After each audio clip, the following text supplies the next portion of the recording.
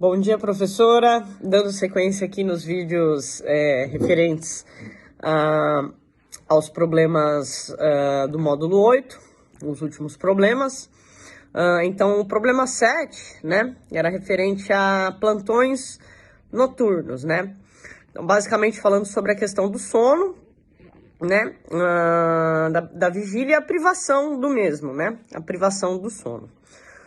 Então ainda existem muitos mistérios acerca do sono, né, que a ciência ainda tem por desvendar, né, mas nós já temos conhecimentos de algumas informações significativas, né.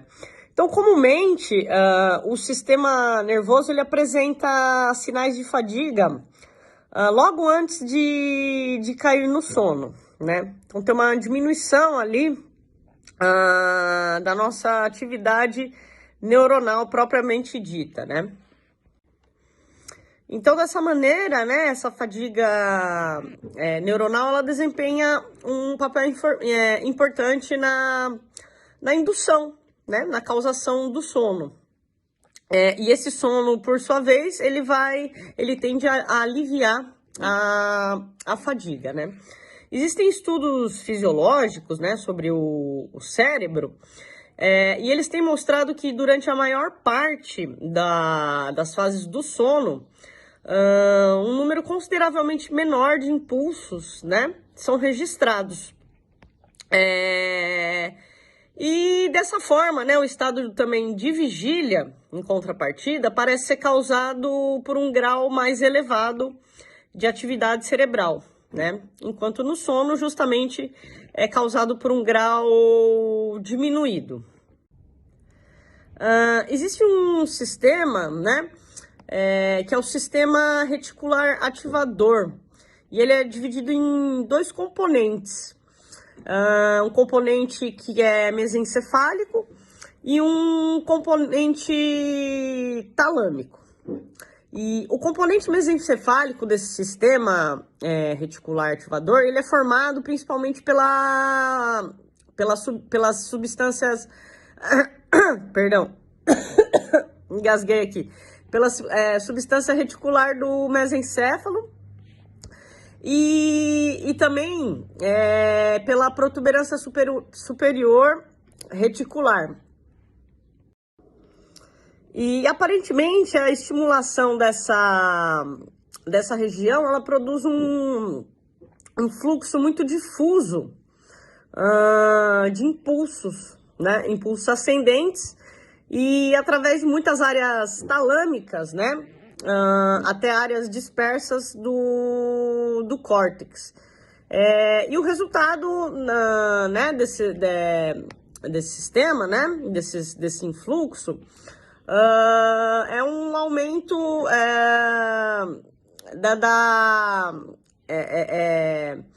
um aumento generalizado da atividade cerebral. E o componente talâmico do sistema reticular ativador, ele já difere do sistema mesencefálico, porque a sua estimulação ela produz ativação de regiões localizadas do córtex cerebral, né? E essa estimulação do tálamo posterior, ela produz ativação das partes posteriores do córtex cerebral e estimulação também do tálamo anterior, de modo que ela identifica de modo semelhante, idênticos, né? Então ativa as regiões anteriores do córtex cerebral específicas, né? E podem produzir atividade em partes determinadas do córtex cerebral, ao invés de ativar todo o córtex como um todo. Ainda sobre a vigília, né? A vigília ela está associada com 3 efeitos principais, né? Que é o aumento do grau de atividade do cérebro, A transmissão aumentada desses sinais, né, do sistema reticular ativador para os músculos e a excitação do sistema nervoso simpático. O sono ele é dividido em fases, né? Basicamente são duas grandes fases. A fase não REM, da sigla REM, que significa Rapid Eye Movement, e a fase REM, né? E esses ciclos eles se repetem aproximadamente 4 ou 5 vezes durante o sono, né? Com uma duração mais ou menos de 90 minutos, né? Então, assim, todos nós, né, durante o nosso estado, né, ao dormir, nós estaremos passando por esses ciclos, né, que se repetem, e também por essas fases específicas de cada um, né. A fase não REM, ela é subdividida em 4 etapas, né, ou quatro fases. A primeira dela é a da sonolência, né, que nessa fase a gente verifica a atividade do globo ocular, que ainda realiza movimentos circulares, né, há um relaxamento do corpo de uma maneira geral também. E da segunda à quarta fases do sono, né, incluindo aí o sono leve, o sono profundo de transição e sono cerebral, respectivamente, a gente pode verificar que o globo ocular ele permanece normal e os músculos eles permanecem relaxados, né? O que é uma curiosidade. É que na quarta fase, que é onde ocorre o sonambulismo e também os pesadelos. Já no estágio mais profundo do sono, é quando ocorre o crescimento do reparo do tecido e também a restauração da energia, né, da nossa energia.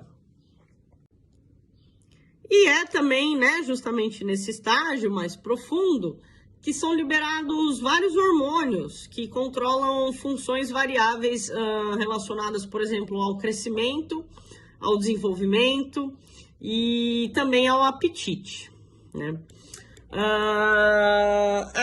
Então, a fase REM, né, Rapid Eye Movements, ela é uma fase marcada pelas movimentações oculares, né, rápidas, e onde ocorrem os sonhos, né? A fase REM apresenta um padrão diferente das demais nessa etapa, né? Porque é uma atividade intensa do globo ocular e movimento periódico das extremidades. O que é aqueles que nós conhecemos, né, mais conhecidamente chamados os espasmos, né? Então, essa fase ela é muito conhecida por ser onde ocorrem os sonhos, os quais nós nos recordamos, né? Os sonhos relembráveis, e cerca de aproximadamente 75% dos sonhos em si. Então, o sono, né, ele é necessário também para apagar informações que foram aprendidas de uma maneira, assim por se dizer, equivocada, né, pelo cérebro. E que se manifesta, né, como um reflexo através do nosso sonho. E também, né, a gente não pode esquecer da importância que o sono tem em relação justamente daí à consolidação da memória e também da aprendizagem, né? Então, portanto, né, noites mal dormidas, né, com pouca qualidade, elas vão provavelmente interferir no processo de assimilação do conhecimento, bem como, né, no dia seguinte de uma noite mal dormida, uma noite com insônia, a chance da pessoa ter, né, um desempenho abaixo do usual, né, em relação a uma noite bem dormida, ele é muito mais provável, né? Isso vai acabar afetando a pessoa em todas as esferas, né? Se for um jovem, nos estudos, se for um adulto, nas funções de trabalho e de vida de uma maneira geral mesmo, né? Algo importante aqui de se destacar é que o armazenamento ele só é possível graças à nossa neuroplasticidade, que é uma capacidade, né, referente ao nosso sistema nervoso, né? E pode ser definida como a capacidade que o nosso cérebro tem de se transformar, de se assim adaptar, assim por se dizer, diante de determinadas pressões, determinados estímulos que nós recebemos do ambiente, né?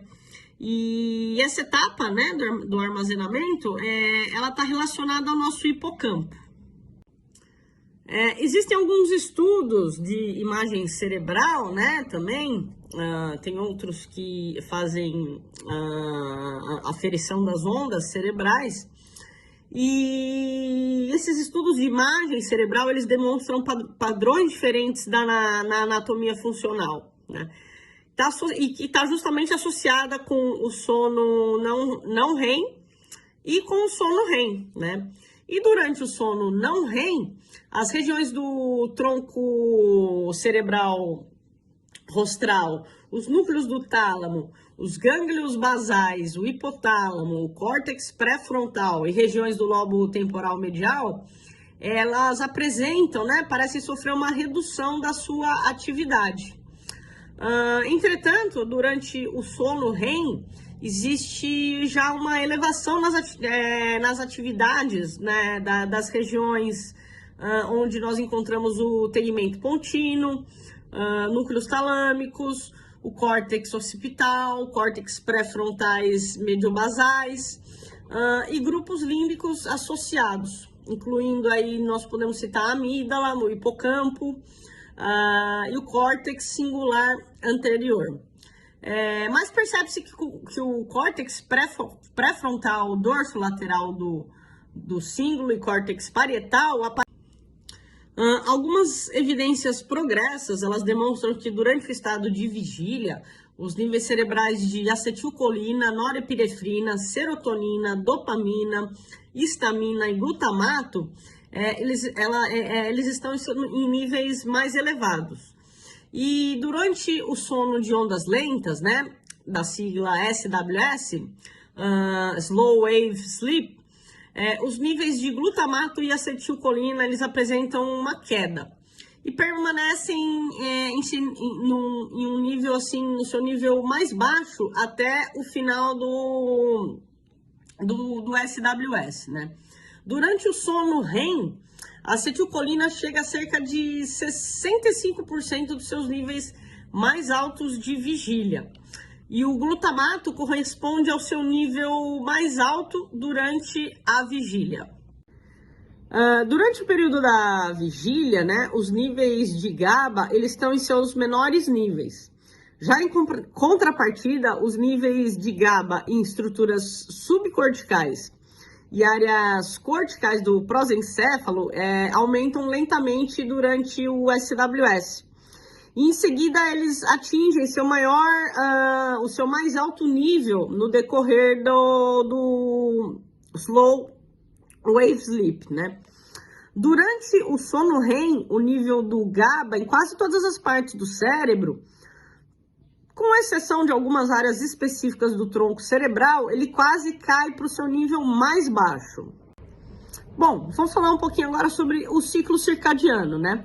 Que é um nome dado ao ritmo que o nosso organismo realiza as funções ao longo de um dia, né? De um período de 24 horas. Embora ele também possa estar relacionado, né? Possa não estar relacionado com outros fatores como a temperatura, atividade física, social, né? Mas o elemento que vai mais influenciar no ciclo circadiano é justamente a luz, né? E nós temos um hormônio que nós chamamos de hormônio do sono, né? Indutor do sono, que é a melatonina. E ela começa justamente a ser produzida aproximadamente a partir ali de umas 18 horas, quando justamente começa a anoitecer. Quando na transição ali do dia para a noite é o período que o nosso cérebro começa a produzir a melatonina. O ritmo circadiano, né, e o controle homeostático, eles são os maiores determinantes desse ciclo de sono e vigília.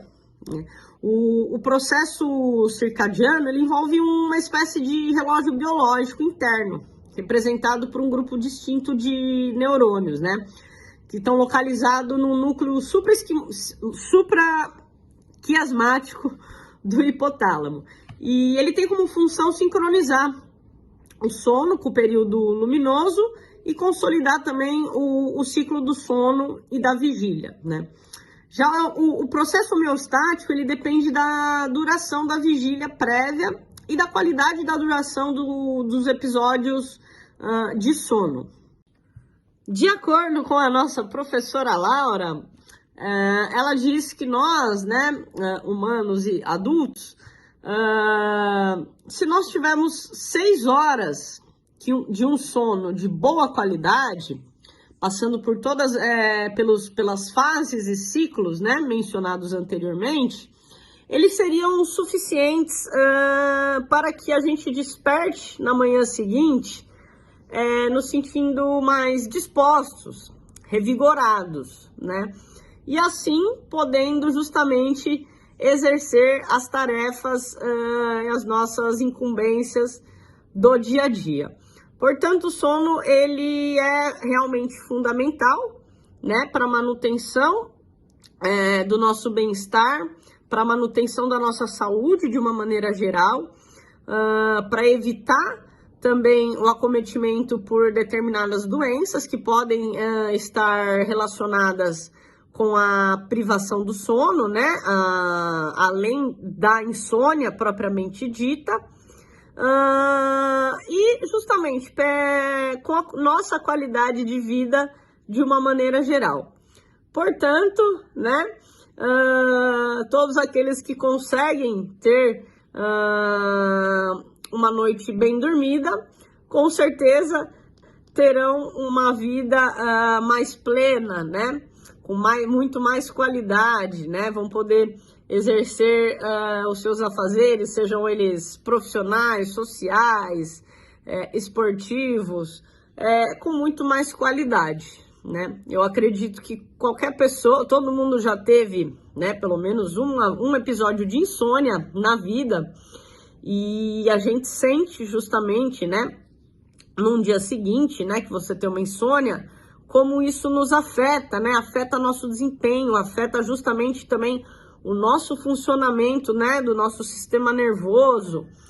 E isso acaba justamente dando tendendo a uma queda no nosso desempenho de maneira geral.